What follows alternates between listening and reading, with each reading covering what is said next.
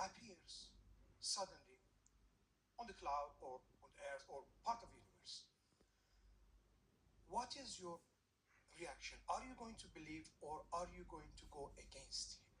What it takes to believe in God, not just me. Yeah, I mean, popping his head through the clouds. Yeah, that's the thing I've worried about a lot.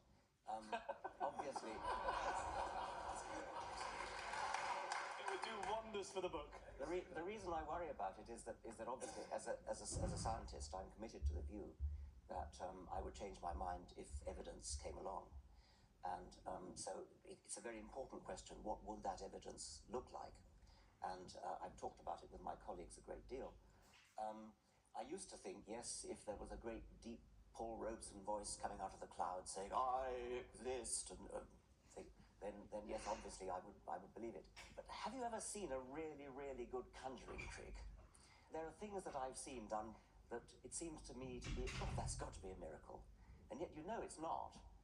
And so there is a real problem there that we are easily fooled. Let's take another question from gentleman here. Very interesting guy. I was extremely amused when you described faith as sort of brooking no argument. This university, of course, began with the study of theology. Most of the people here would have been studying theology at the beginning of the university, and indeed, the way in which it was taught was not professorial. You didn't have lectures mostly. Mostly you had discussions, debates. People didn't write monographs, they collected discussions, notes of discussions. People disagreed about their faith.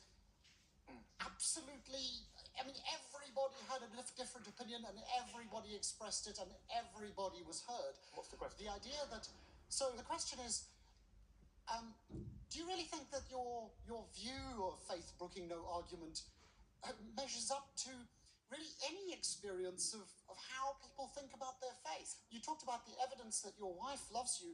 I think for most religious people, the evidence that there's a God is rather like that.